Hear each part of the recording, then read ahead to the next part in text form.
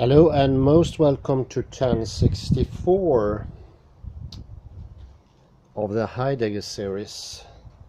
I want to say thank you to Henrik Gustafsson tipping me off about talking about discreteness and continuum.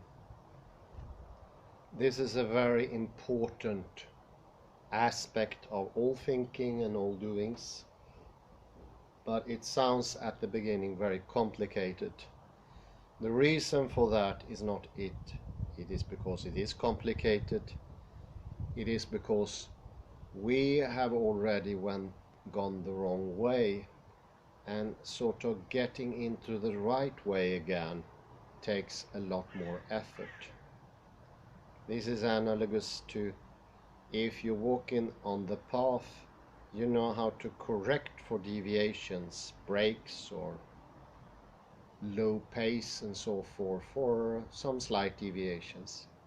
But if you are completely off, then a complete different chapter starts, and that makes for much more complications. I'd say severe complications even. And this is what we're facing now. But the good news is once we pass those difficulties, our thinking will be clear and precise, having exact those features that the right hemisphere, if we were to quote Ian McGilchrist, has, the intellectual side of our organism. First, we'll have to speak about dimension, and this is coming from an article of Stephen M Rosen. It's called Wholeness as a Body of Paradox, and it shows paradoxes coming up once we enter into the dimensions. Preemptive, a too early a need to stay out of paradoxes is what blocks out understanding. This you can remember.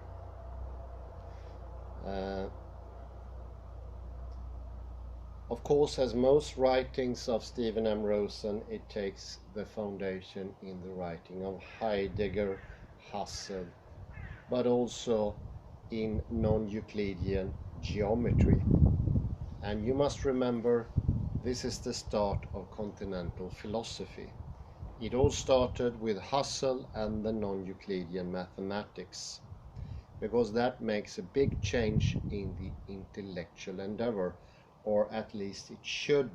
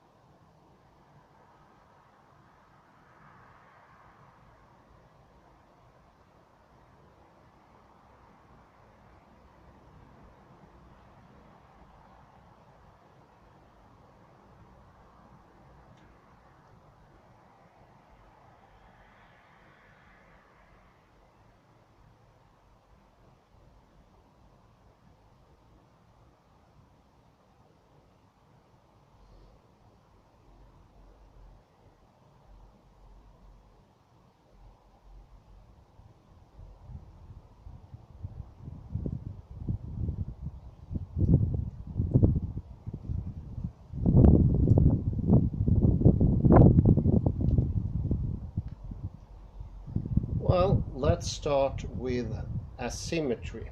This is a feature of space that we don't believe that space has. We think that space is completely symmetrical.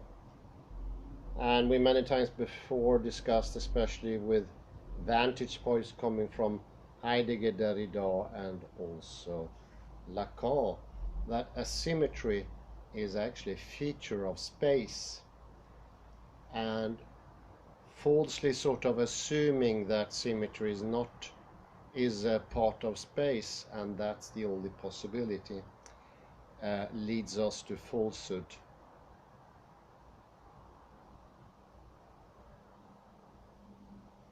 The Möbius strip, if you remember that one, one left-sided and one right-sided together constructs a Klein bottle. A Klein bottle is this shower of how space really works.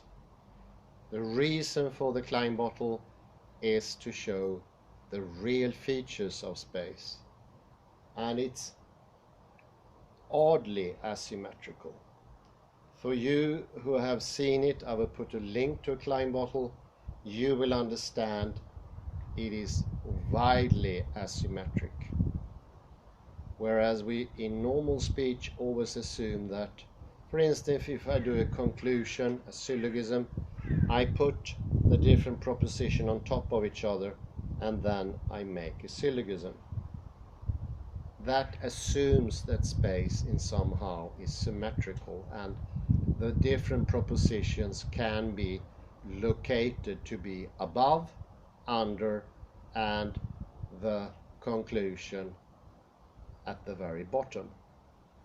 That in itself assumes a space that is not of the Klein bottle, a symmetrical space. I would say maybe 100% of our thinking today is assuming this symmetricality, and the outcome could be completely wrong or could be somewhat warped, but it will not be correct.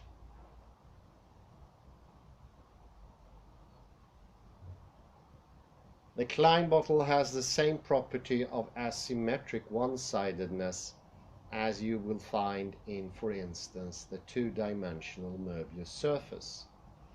But it embodies another added dimension.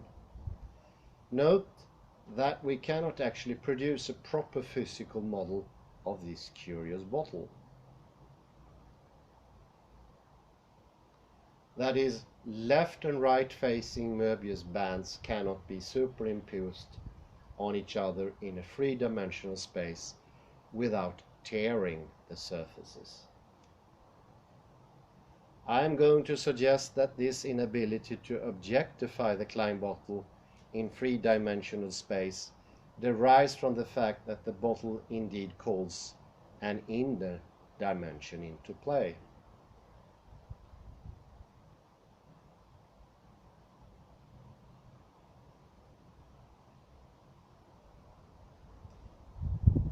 As I showed before and we discussed early in these lectures, what shows with the Klein bottle is that space goes into space.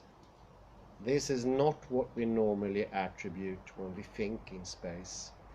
We usually think in a line, we make conclusions, and we think that is fairly objective and that can be understood by everyone. Especially Derrida points to the falsehood of this by deconstructing and showing that there is a centeredness going on. A centeredness should be translated into subjective emotional notion in the reader and also in the author. And this subjective emotional notion has sort of taken over true dimensionality. And therefore, it cannot transmit understanding. The text cannot be transmitted. This is the opening up of deconstruction, putting it into two dimensions, making the text understandable. Otherwise, the very understanding of the text will be out of board.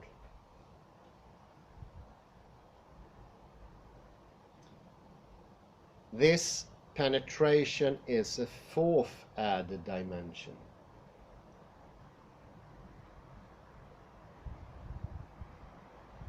This fourth dimension, needed to complete the formation of the Klein bottle, engages the inner dimension of human being.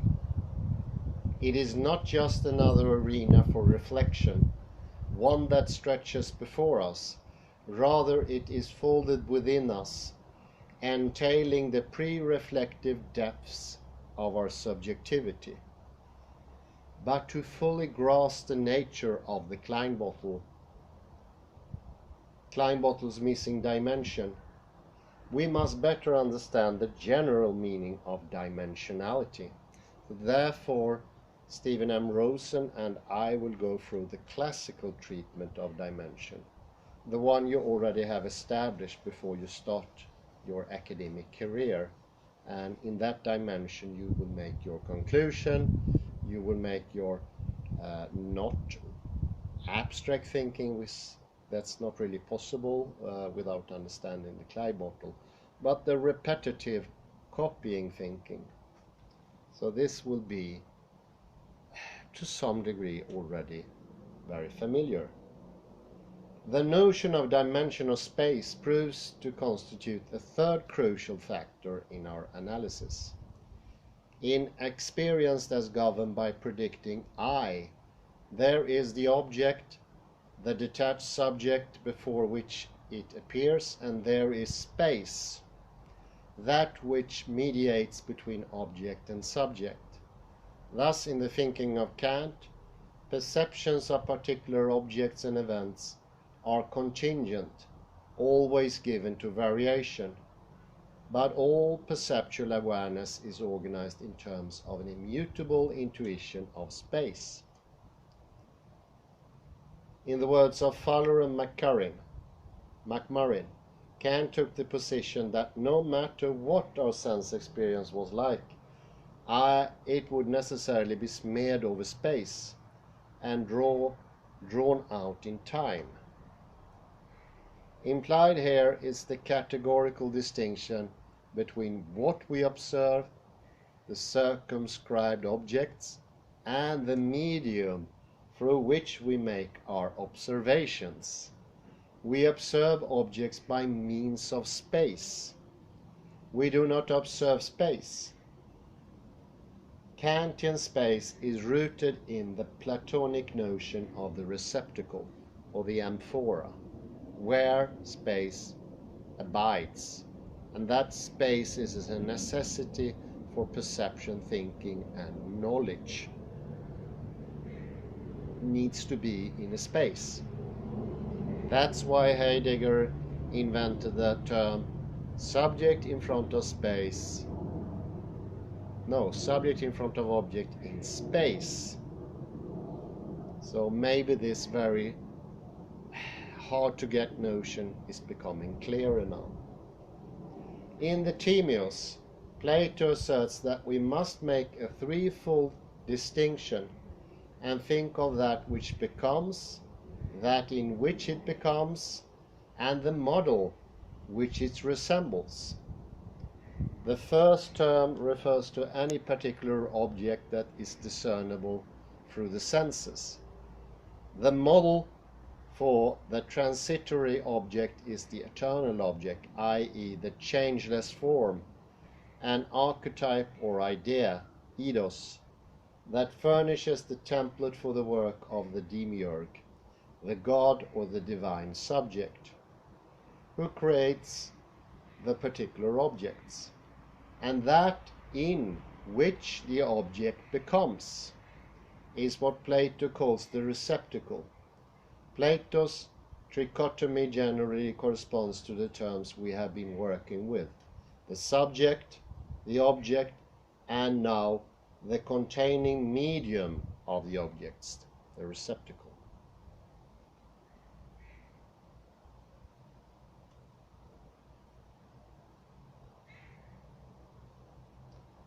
He describes the latter as invisible and formless, all-embracing.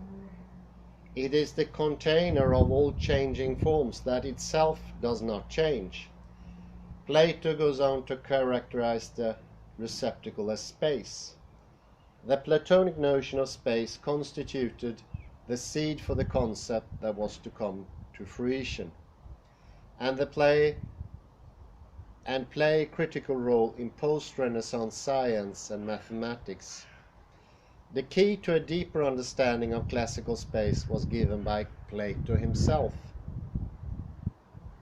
It lies in his belief that the receptacle itself have no holes or discontinuities.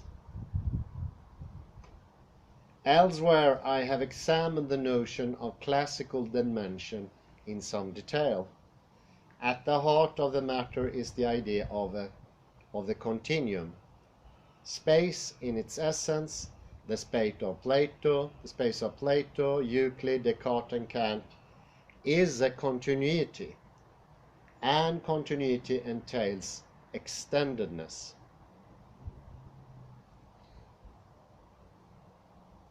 Consider as an illustration the one-dimensional space represented by a line segment. In the classical approach to the line, it is intuitively clear that, however short it is, it has extension. Then it must be continuous. It possesses no holes or gaps in it, since, if the points elements composing it were not densely packed, we would not have a line at all, but only a collection of extensionless points. The quality of being extended implies the infinite density of constituent points elements. Yet, at the same time, reflection discloses that the classical continuum possesses a property that prompted the mathematician Charles Muses to refer to it as a discontinuum. For the absence of gaps not only holds space together, but also permits it to be indefinitely divided. Without a gap in the line to interrupt the process, there is no obstacle to the endless partitioning of it into smaller and smaller segments. As a consequence, though the points constituting this continuum indeed are densely packed, they are distinctly set apart from one another, however closely juxtaposed any points might be. A differentiating boundary permitting further division of the line always exists. As Capek put it in his critique of the classical notion of space, no matter how minute a spatial interval may be, it must always be an interval separating two points, each of which is external to the other.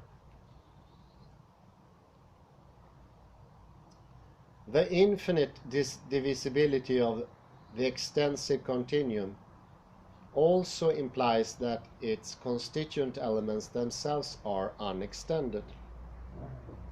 Consequently, the point elements of the line can have no internal properties, no structure of their own. An element can have no boundary that would separate an interior region of it from what would lie on the outside. All must be on the outside, as it were. In other words, the classical line consists not of internally substantially, concretely bounded entities, but only of an abstract boundedness as such. Sheer externality alone holds sway.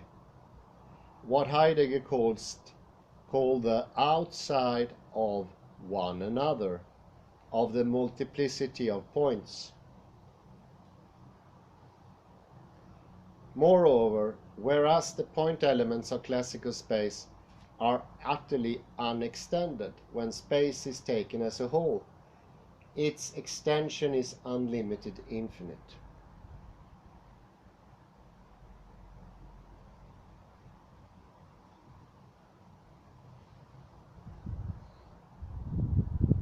Although I have used a finite line segment for the illustrative purposes, the line considered as a dimension unto itself actually would not be bounded in this way, rather than its extension being terminated after reaching some arbitrary point. In principle, it would continue indefinitely. This means that the sheer boundlessness of the line is evidenced not only locally in respect to the infinitude of boundaries present within its smallest segment. We see it also in the line as a whole, inasmuch as its infinite boundedness would be infinitely extended. Of course, this understanding of space is not limited to the line. Classically conceived, a space of any dimension is an infinitely bounded, infinitely extended continuum. Naturally, it would be a category mistake to interpret the infinitude of classical space as a characteristics of what is object. Again, space is not an object, but it is the context which objects are manifested. It is within the infinite boundedness of space that a particular boundaries are formed, boundaries that enclose what is concrete and substantial. The concreteness of what appears within boundaries is particular of the object. Let us say, in short, that an object most essentially is that which is bounded, whereas space is contextual boundedness that enables the finite object to appear.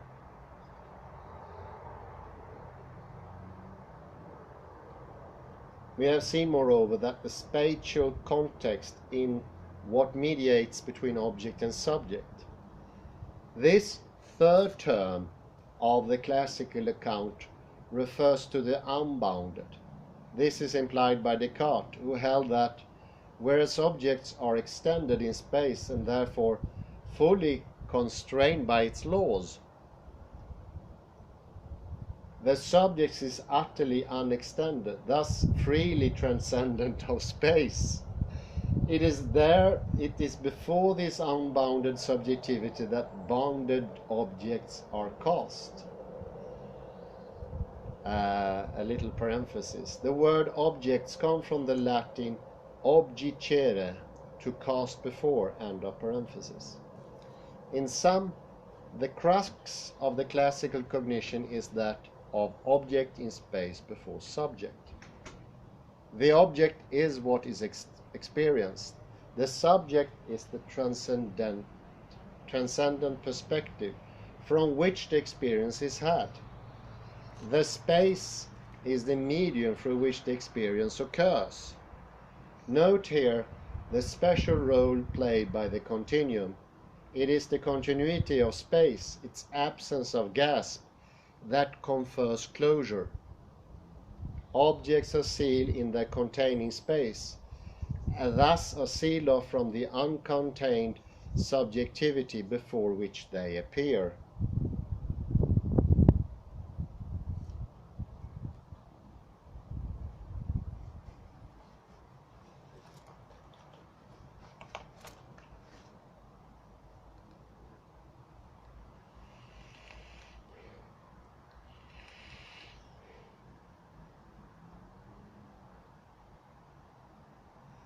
Extant mathematical thinking unquestionably adheres to this classical structure. Well, I would say all of academia as well, because it's already present before you start school, and it's never questioned after that, and it causes havoc on thinking. One of those most ludicrous things is that intellectual endeavor have nothing to see with the world. Listen now, the spatial world, the real world. Therefore, I would say is yet another explanation for the Flynn effect, the descent of intellectuality in our time, because we made thinking to not mean anything at all, and we made do with that. We even accepted it.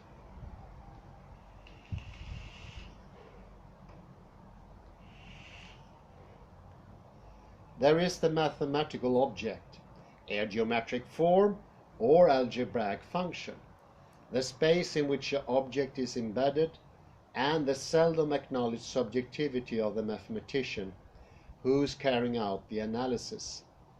It is no different when mathematicians feel obliged to invoke higher dimensions of space.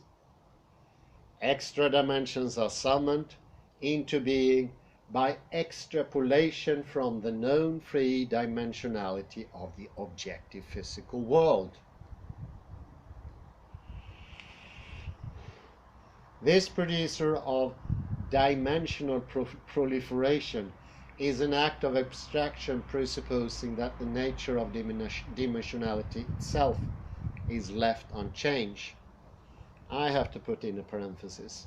This is like mating a male and a bitch of the same family. This is inbreeding.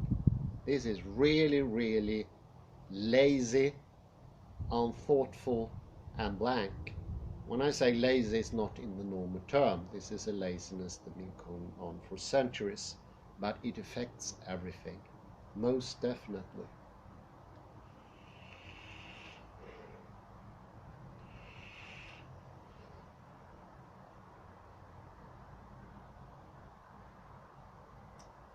The procedure of dimensional proliferation is an act of abstraction, presupposing that the nature of dimensionality itself is left unchanged. So absurd. In the case of the Klein bottle, the fourth dimension required to complete its formation remains an extensive continuum, though this higher space is taken as imaginary. The Klein bottle, for its part, is regarded as an imaginary object embedded in this space, whereas the cylindrical ring, Möbius surface, and torus are real mathematical objects, in the sense that tangibly perceptible models of them may be successfully fashioned or concretizable. They can be made.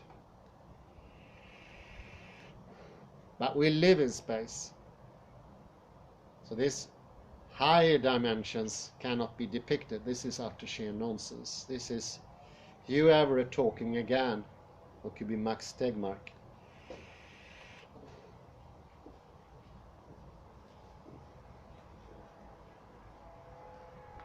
Just because we can't make a model in our small world of space, we say it's imaginary. And I think that is a real false conclusion. Comes from intuition, but is completely wrong.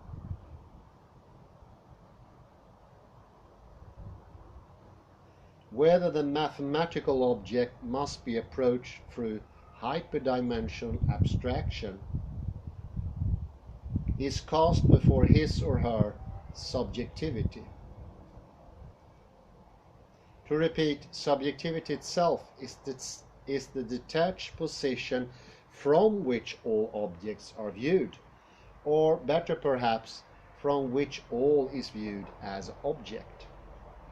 Never is subjectivity as such open to view. In this way, the classical split between object and subject is upheld, and the rule of the predicting I prevails.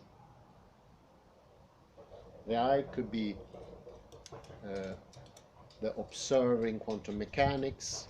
It could be the what should be instead of the I is the Dasein.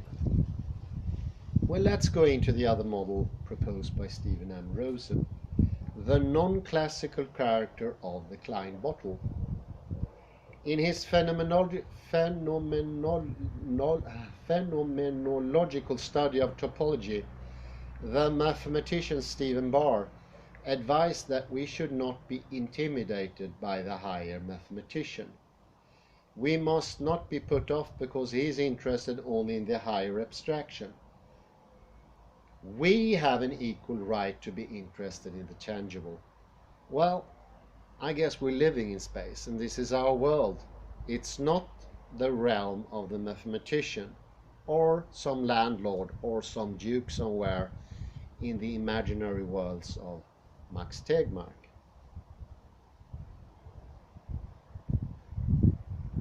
There is a tangible fact about the Klein bottle likely to be neglected by the higher mathematician, an intuitively discernible feature that makes one wonder how appropriate it is to treat this structure simply as an imaginary object embedded in four-dimensional imaginary space. To bring out the property in question, I will compare the Klein bottle with a tesseract, a mathematical entity frequently used as an example of four-dimensional structure.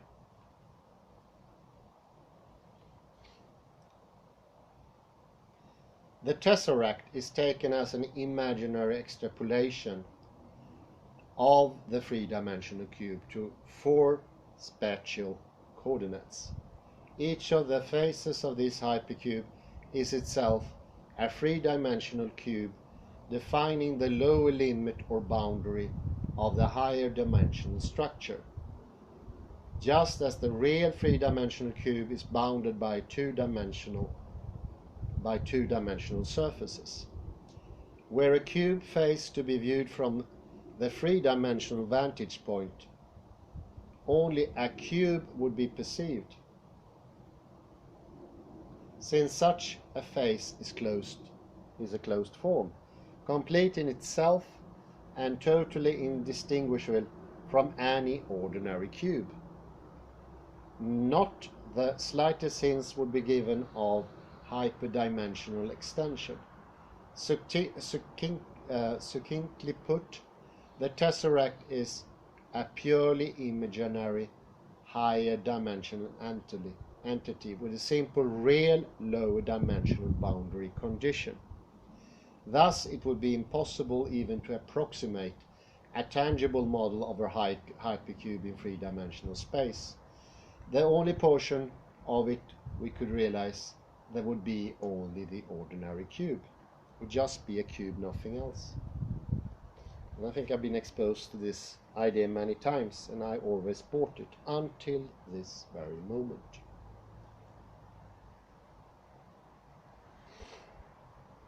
In contrast to the tesseract, the Klein bottle is not purely imaginary, since, as we have found, a model of it can indeed be approximated in real space. I have one at home. But we also have discovered that, unlike the torus, the construction of the Klein bottle cannot properly be completed in three-dimensional space, that the model necessarily will intersect itself, creating a whole, something that would not have to happen if another dimension were available to finish its production.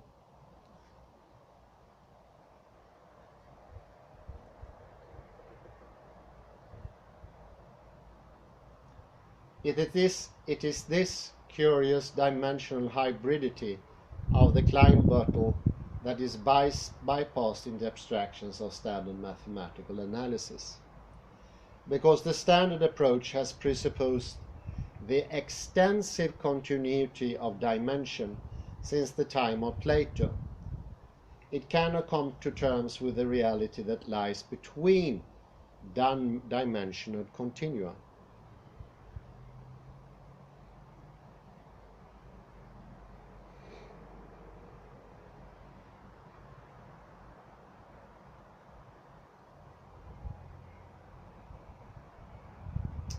That is, it cannot deal with the phenomenological fact of a structure that is neither concretely containable in the continuum, as in the tesseract. The inherent discontinuity of the Klein bottle lies in the whole created by its self-intersection. We have seen that conventional mathematics circumvents this necessary whole by an act of abstraction in which the Klein bottle is treated as a property, as a properly closed object, embedded in higher dimensional continuum. Also implicit in this classical approach is the detached subjectivity of the mathematician before whom the object is cast. I suggest that by staying with the whole, we may bring into question the classical concept of object in space before subject.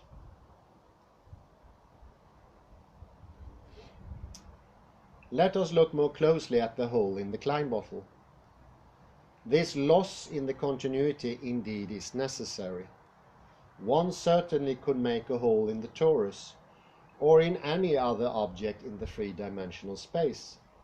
But such discontinuities would not be necessary inasmuch as these objects could be properly assembled in space without rupturing them. It is clear that whether an object like the torus is cut open or left intact, the space containing the object will remain closed. In rendering such an object discontinuous, we do not affect the underlying continuity of space in which it is embedded. With the Klein bottle it is different. Its discontinuity does speak to the continuity of three-dimensional space itself. For the necessity of the hole in the bottle indicates that space is unable to contain the bottle the way ordinary objects are contained. In parenthesis, my comment, or supposed to be contained. We know that if the Kleinian object is properly to be closed,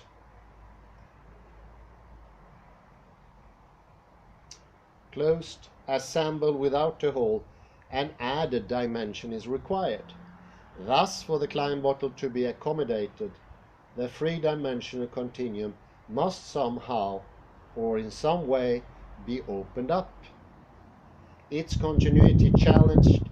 Of course, we could attempt to sidestep the challenge, to skip over the hole by a continuity-maintaining act of abstraction, as in the standard mathematical analysis of the Klein bottle. Assuming we do not employ this stratagem, what conclusion are we led to regarding the high dimension that is required for the completion of the Klein bottle? It is not an extensive continuum. What sort of dimension is it? Earlier I hinted that the Klein bottle's missing dimension engages the inner dimension of human beings. It is not just another framework for reflecting upon objects, but a dimension entailing the pre-reflective depths of our subjectivity.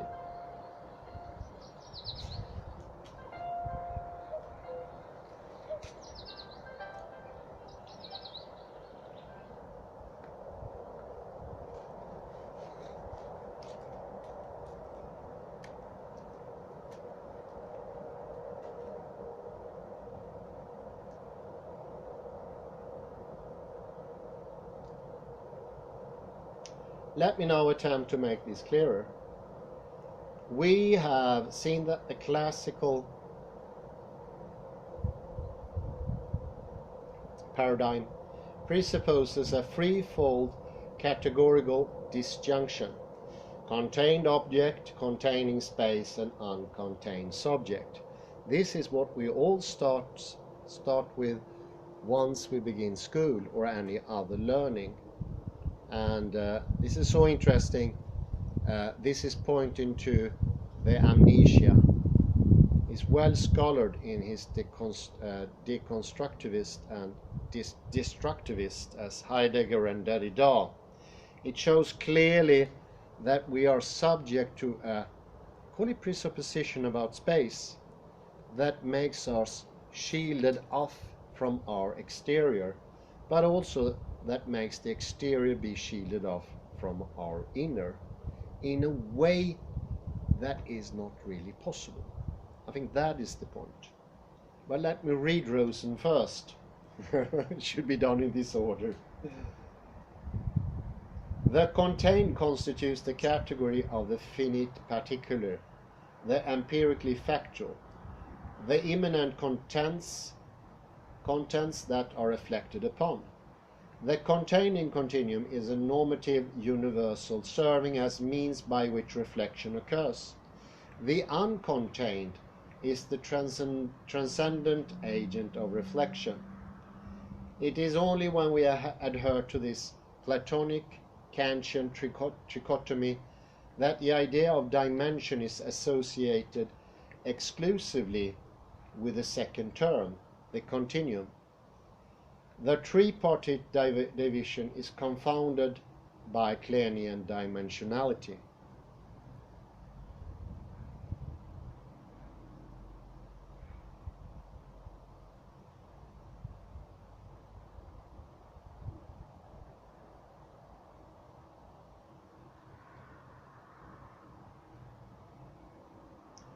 The necessity of the hole in the Klein bottle suggests that, in actuality, the bottle is not mere finite particular object, not simply enclosed in a continuum as are ordinary objects, and not open to the view of a subject that is itself detached, unviewed, and uncontained. Rather than being contained in space, the Klein bottle may be said to contain itself, thereby superseding the dichotomy of container and contained, rather than being reflected upon by a subject that itself remains pre-reflectively out of reach. The self-containing Kleinian object may be said to flow back into the subject. These paradoxical relations can be discerned in a helpful schemata for the Klein bottle provided by communication theorist Paul Ryan. My adaptation of Ryan's diagram is given in figure 7. I'll put in a link to that. Ryan identifies the three basic features of the Klein bottle as part contained, part uncontained, and part containing, restricting our attention to the region marked off by the rectangular box. We have the appearance of simple containment and uncontainment, but when the frame is removed, we see how the part contained opens out at the bottom of the figure to form the perimeter of the container, and how this in turn passes over into the uncontained aspects. The three parts of this structure thus flow into one another in an unbroken movement. Symbolized here in 2 dimensions is the process by which the reflection upon 3-dimensional Kleinian object, in the act of containing itself, is transformed into the pre-reflective 4-dimensional, that is, inner dimensional subject.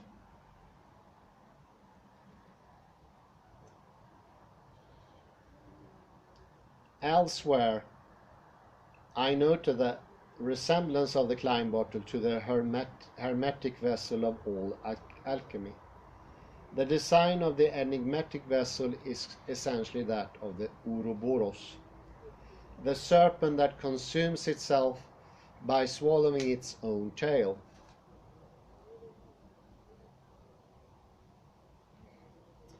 To contain itself, the serpent must intersect itself, an operation required a hole corresponding to the opening that it is its mouth.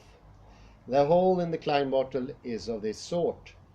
It is neither solely a hole in the container, nor a hole in that which it contains, but a hole produced by the act of self-containment that integrates container with its contents, in this way giving wholeness or wholeness.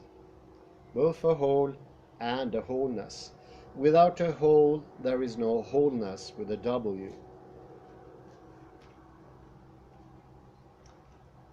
The process that took place in the alchemical vessel was often described as a circular distillation by Jung, 1970, a transformative circulation of substances that was in some way turned back upon itself, Jung, 67. It is the fluid Kleinian circulation from the contained object to containing space back to the uncontained subject that unites the reflective and the pre-reflective in an embodiment of ontological paradox. The Ouroboros Klein bottle is reflected upon content, that is, that in containing itself flows unbrokenly back into its own pre-reflective ground. That ground is the Klein bottle's missing dimension, we may indeed say that all reflected upon contents originate in the pre-reflective.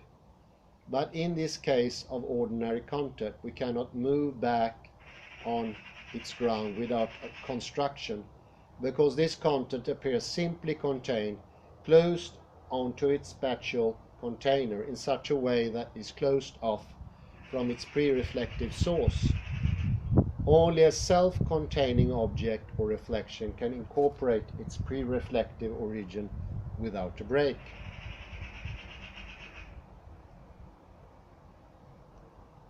It should be clear by now that we cannot end the rule of reflection merely by attempting to break with it, since such breaking is itself reflective in nature.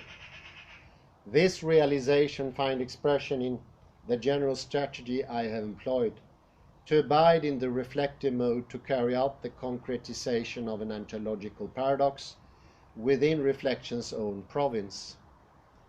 By thus challenging from reflection from within itself, by following its very own trajectory, we have arrived at its inner horizon, its natural point of termination, its true end.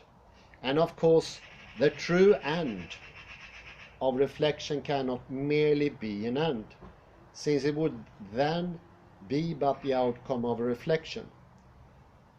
For reflection truly to end, we must have paradox. An end that is not an end, a boundary that's not a boundary. It is this that is embodied in the Klein bottle. At the inner horizon, or boundaryless boundary of reflection, we flow beyond reflection, engage the pre-reflective, while yet continuing to reflect. In the superseding reflection from within itself, we never break contact with it, like the movement from one side of the Möbius strip to the other, that paradoxically keeps us on the same side. Our Kleinian movement from reflection to pre-reflectivity at once maintain the reflective. But now, instead of one-sided dominion by reflection, there is harmony with the pre-reflective.